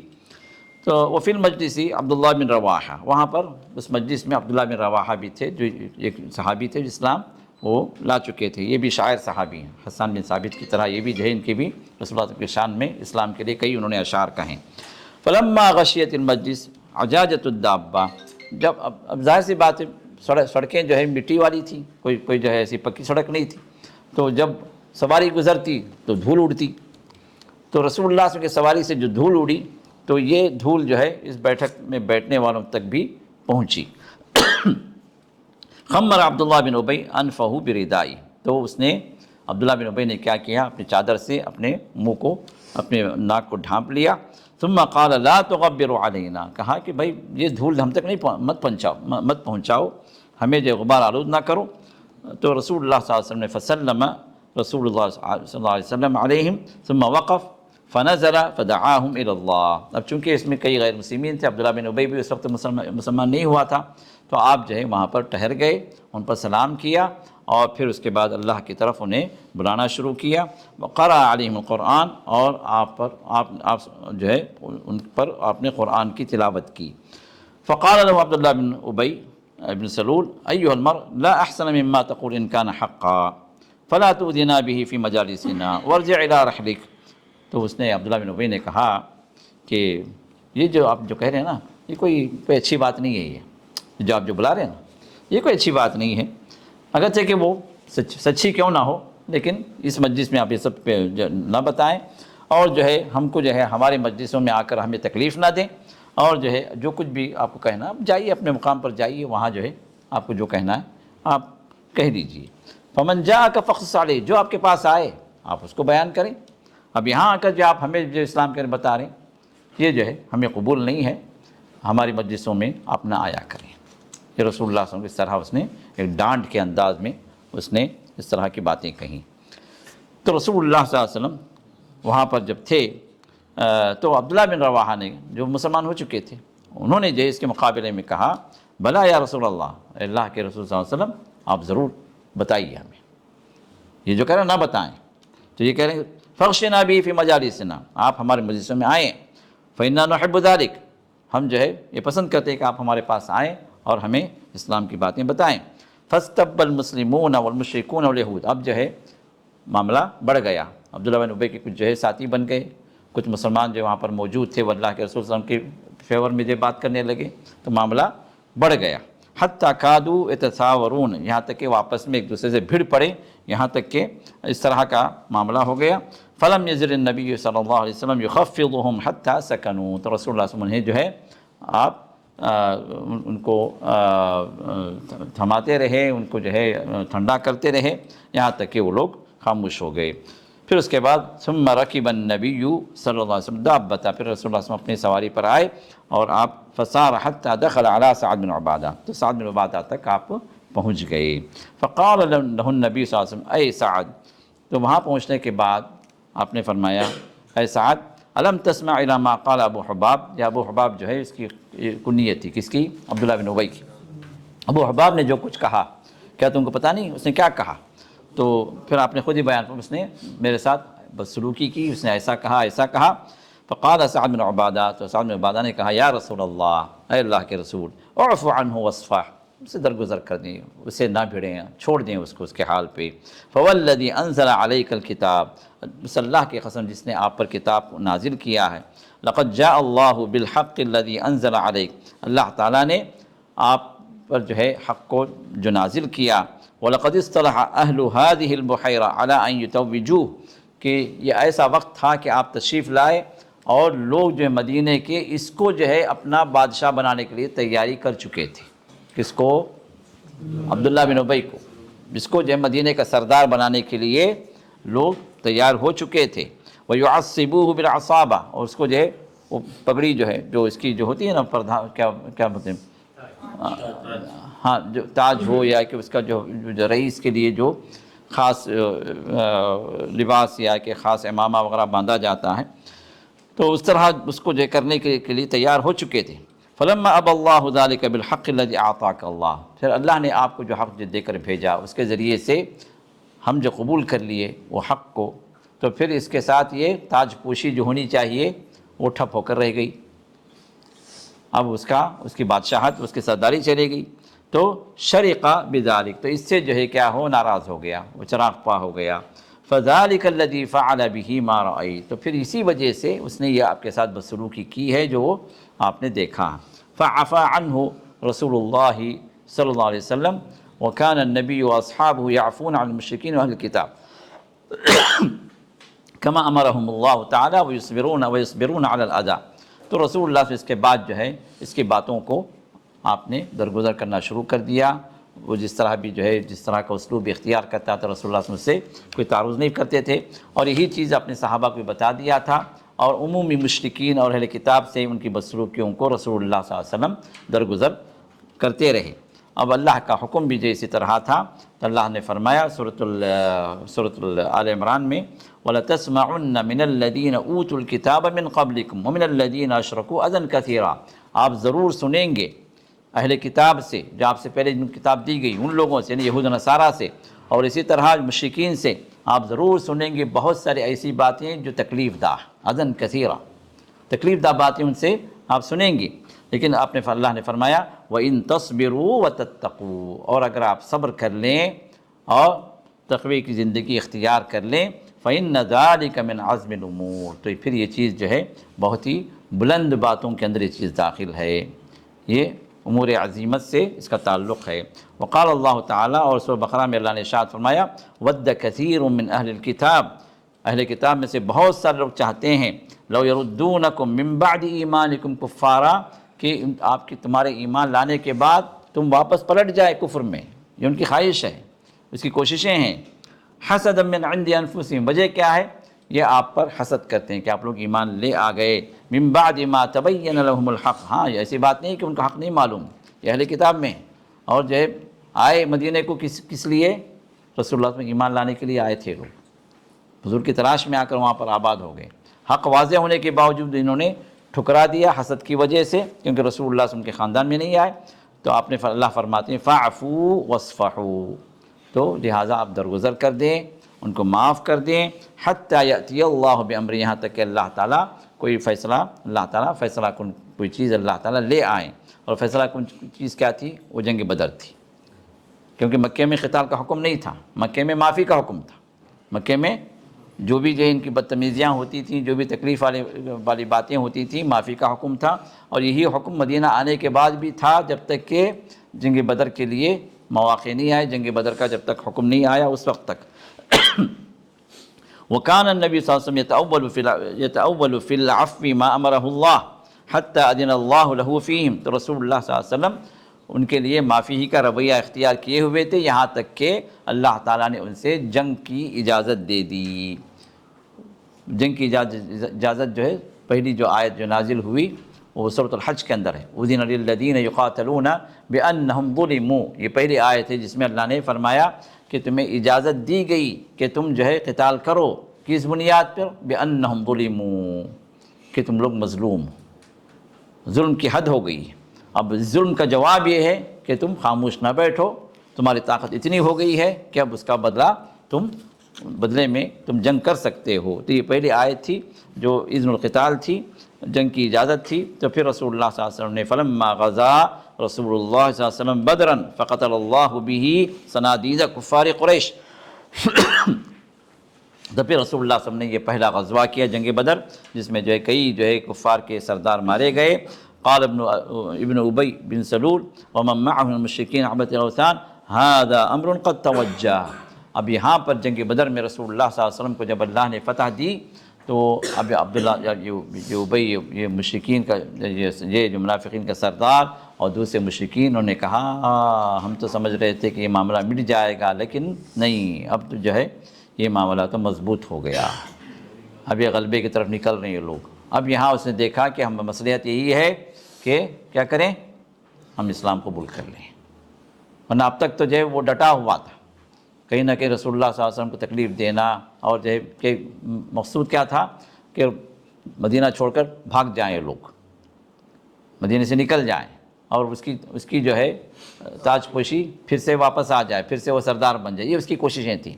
لیکن جنگ بدر کی کامیابی کے بعد وہ مایوس ہو گیا.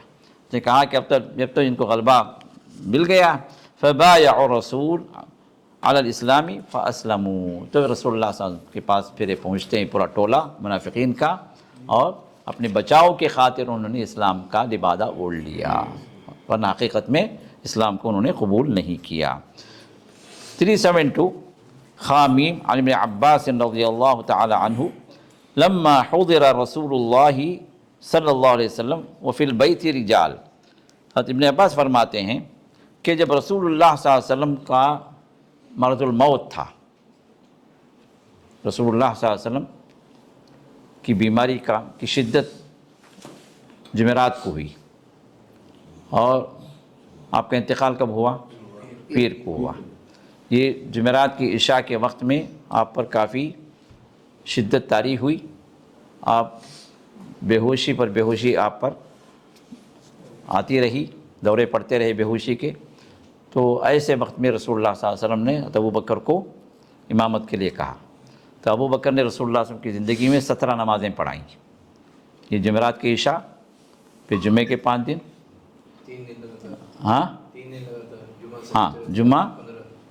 جمعہ سنیچر اتوار، یہ 15 ہو گئے.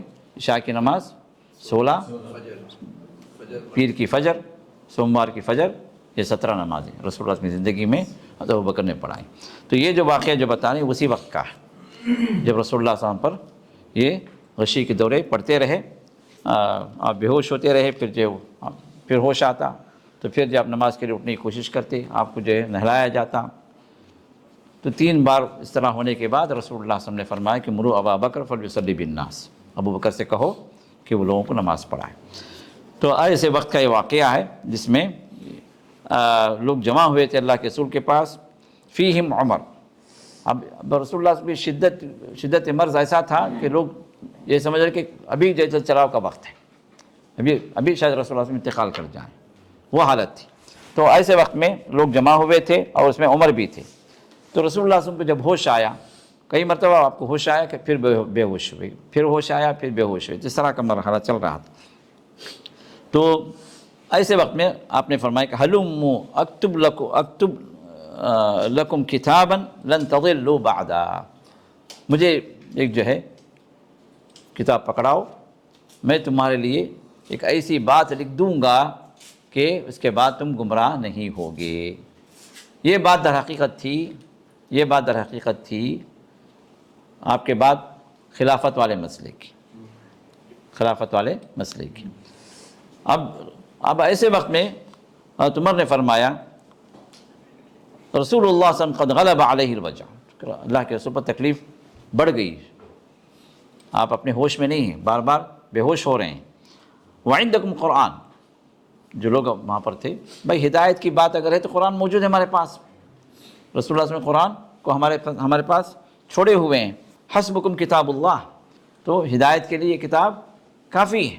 اب ایسے وقت میں ہم جو رسول اللہ کو تکلیف دیں، کوئی اور بات، کہیں ایسا نہ ہو کہ کوئی ایسی بات ہو جائے جس کی وجہ سے امت میں بعد میں انتشار ہو جائے کہ حضرت عمر کی بعض چیزیں ایسی کیا ہیں جو دور رس چیزیں ہوتی ہیں۔ آپ کے کچھ کام ایسے ہیں جو احادیث میں بات آتی ہے کہ اللہ تعالیٰ نے آپ کی موافقت اللہ نے کی، آپ نے جو کام کیا ہے، جو کہا ہے، بعد میں اللہ تعالیٰ نے اس کی تائید کی، بلکہ موافقات عمر کے نام سے بعض جو ہے مؤلفات ہیں، بعض جو ہے کتابیں جمع کی گئیں جس میں حضرت عمر کے 50 باتوں کے اندر یہ شریعت نے موافقہ، اللہ نے پھر بعد میں رسول اللہ نے تائید کی ہے، یہ صحیح ہے، یہ کام صحیح ہے۔ تو یہاں پر بھی عمر نے کیا کہا، بھئی رسول اللہ صلی اللہ علیہ وسلم تکلیف کی حالت میں ہے، بے ہوشی پر بے ہوشی طاری ہو رہی ہے، ایسے وقت میں رسول اللہ صلی اللہ علیہ وسلم جو ہے جو لکھوانے کی بات کر رہے ہیں، ہمیں تکلیف نہیں دینا چاہیے۔ رہی بات ہدایت کی، تو ہدایت کے لیے اللہ کی کتاب موجود ہے۔ تو اب ایسے وقت میں فاختلف اہل البیت واختصموا، تو اہل بیت جو ہے، جو اللہ کے رسول کے رشتہ دار وہاں پر موجود تھے، جس میں علی تھے، عباس تھے، اور جو ہے دوسرے اور جو ہے رسول اللہ کے خاندان والے تھے، اب وہ لوگ جو ہے اختلاف کر گئے، میرے اللہ کے رسول کو ہم جو کچھ لکھنے کے لیے دیں یا نہ دیں۔ تو ابھی اختلافات وہاں پر بڑھ گئے۔ فمنہم من یقول قربوا یکتب لکم رسول اللہ صلی اللہ علیہ وسلم، بھائی کتاب کو دے دو، ہو سکتا ہے اللہ کے رسول ہمارے لیے کچھ خاص وصیت کر دیں کہ خلافت کس کی رہے گی، ہمارے بعد جو ہے کون جو ہے خلیفہ بنے گا، یا جو ہو سکتا ہے اللہ کے رسول ہمارے لیے وراثت کی کوئی بات کر دیں۔ یہ سب چیزیں تھیں ان کے ذہنوں میں۔ ومنہم من یقول ما قال عمر، اور کچھ لوگ وہ تھے جو حضرت عمر جو کہہ رہے تھے بھئی اس وقت میں اللہ کے رسول تکلیف نہیں دینا چاہیے، چھوڑ دیں ان کے حال پہ، تو وہ بات بھی کرنے والے لوگ وہاں پر تھے۔ فلما اکثر اللغط واختلاف، جب اختلاف بڑھ گیا اور لوگوں کی آوازیں یہاں پر بلند ہونے لگیں، قال رسول اللہ صلی اللہ علیہ وسلم، تو رسول اللہ نے فرمایا کہ قوموا عنی، تم لوگ یہاں سے ہٹ جاؤ، چھوڑ دو مجھے۔ قوموا عنی فلا ينبغي عندي التنازع، اور میرے پاس رہتے ہوئے اس طرح کا جھگڑا کرنا یہ مناسب نہیں ہے۔ فخرج ابن عباس، تو ابن عباس جو ہے نکلے وہاں سے، وہو یقول، اور اس وقت انہوں نے کہا، کہتے رہے وہاں سے نکلتے ہوئے، ان الرزیہ کل الرزیہ ما حال بین رسول اللہ صلی اللہ علیہ وسلم و بین کتابی، یہ بہت بڑی مصیبت ہو گئی کہ رسول اللہ صلی اللہ علیہ وسلم اور آپ نے جو لکھنے کی جو آپ نے جو ہے جو بات کی ہے اس کے درمیان میں معاملہ اٹک کر رہ گیا۔ اگر اللہ کے سے لکھ دیتے تو عبداللہ بن عباس کے ذہن میں کیا تھا کہ ہمارے لیے وراثت کی بات آپ لکھ دیتے، یا ہو سکتا ہے ہمارے خلافت کی بات لکھ دیتے، لیکن کوئی کتاب لکھنے کا وہاں پر موقع نہیں رہا لوگوں کے اختلاف کی وجہ سے۔ وفی اخرى، اب یہاں پر کیا ہے، بات صرف جو ہے حضرت عمر کی نہیں رہی، حضرت عمر کی تائید میں جو اہل بیت میں بھی کچھ لوگ کھڑے رہے، تو دو طرف بھی لوگ جو ہو گئے، لکھنا ہے نہیں لکھوانا ہے نہیں لکھوانا ہے، اس پر اختلاف ہو گیا، اور رسول اللہ صلی اللہ علیہ وسلم نے اختلاف کو پسند نہیں کیا، لوگوں کو وہاں سے ہٹا دیا۔ وفی اخرى، اور دوسری ایک روایت میں قال ابن عباس فرماتے ہیں، یوم الخمیس وما یوم الخمیس، جمعرات کا دن، تم کیا جانو جمعرات کا دن کیا ہے، جمعرات کا دن بڑا ہی اذیت ناک دن. زیادہ فی روایہ ثم بکا، ایک اور روایت میں جمعرات کو یاد کر کے جمعرات کے دن کو آپ کے آنکھوں سے آنسو جاری ہو گئے. حتی بل دمعہ الحصا، یہاں تک کہ جو کنکریاں جو تھی آپ کے آنسوں ٹپکنے لگے اور کنکریاں بھیگنے لگیں. قلت یا ابا عباس، تو میں نے کہا ابن عباس سے، اے ابو عباس ما یوم الخمیس. تو ان کے شاگرد کہتے ہیں کہ میں نے ان سے پوچھا کہ یوم الخمیس کا مسئلہ کیا ہے یوم الخمیس، جمعرات کا دن کیا ہوا؟ تو انہوں نے کہا کہ اشتد برسول اللہ صلی اللہ علیہ وسلم وجعہ، تو رسول اللہ صلی اللہ علیہ وسلم کی تکلیف اس دن شدت اختیار کر گئی، بڑھ گئی. تو ایسے حال میں آپ نے فرمایا کہ ائتونی بکتف اکتب لکم کتابا، مجھے ایک چمڑی لا دو، کیونکہ اس زمانے میں یہ تو نہیں، کاغذات نہیں تھے نا، اس طرح کا پیپر تو نہیں تھا، چمڑیوں پر، پتھروں پر، جھلیوں پر اس طرح لکھا جاتا تھا. تو آپ نے فرمایا کہ ایک چمڑی لاؤ میرے پاس، میں جو ہے میں کچھ باتیں لکھوا دوں، کوئی چیز لکھوا دوں. لا تضلوا بعدہ ابدا، اس کے بعد تم جو ہے گمراہ نہیں ہوگے. فتنازعوا، تو لوگوں نے وہاں پر اختلاف کیا، دینا چاہیے نہیں دینا چاہیے. ولا ينبغي عند نبی تنازع، اور نبی کے پاس اختلاف کرنا مناسب نہیں. فقالوا ما شأنه، تو لوگ کہنے لگے کہ کیا بات ہے، یہ جو اللہ کے اس وقت جو مانگ رہے ہیں ایسے حالت میں لکھوانے کی، کیا بات کر رہے ہیں؟ تو کسی نے کہا کہ حجر، ایسے ہی جو بے ہوشی میں جو آپ جو بولے نا بھائی، یہ جو نزاع کے عالم کا بکوا ہے بولتے لوگ، یہ نزاع کے عالم میں جو ہے یہ اس طرح کی بات کہہ رہے ہیں، آپ اپنے ہوش میں نہیں ہیں. فذهبوا يردون علیہ، تو جو ہے لوگ جو ہے آپ نے جو کہا اس کی تعمیل نہیں کی، بلکہ لوگ جو ہے آپ کی حالت کو دیکھ کر آپ کو اپنے حال پہ چھوڑ دینے کی بات وہاں پر ہونے لگی. تو آپ نے فرمایا کہ اس کے بعد ذرونی دعونی، تو آپ نے فرمایا کہ مجھے چھوڑ دو، یہاں سے ہٹ جاؤ. فالذی انا فیہ خیر مما تدعوننی الیہ، میں جو ہے جس حالت میں ہوں اس حالت سے بہتر ہوں جس حالت سے تم سمجھ رہے ہو. تم یہ سمجھ رہے ہو کہ جب میں بے ہوشی کی حالت میں ہوں، میں جو ہے ایسے ہی جو نزاع کے عالم میں جو کچھ ایسے ہی بک رہا ہوں، حالانکہ ایسی بات نہیں ہے، میں اس سے بہتر حالت میں ہوں. فامرہم، تو پھر رسول اللہ صلی اللہ علیہ وسلم اس وقت میں 3 باتوں کی وصیت فرمائی. اب یہ وقت میں 3 باتوں کی وصیت فرمائی. تو آپ نے پہلی بات کیا فرمائی؟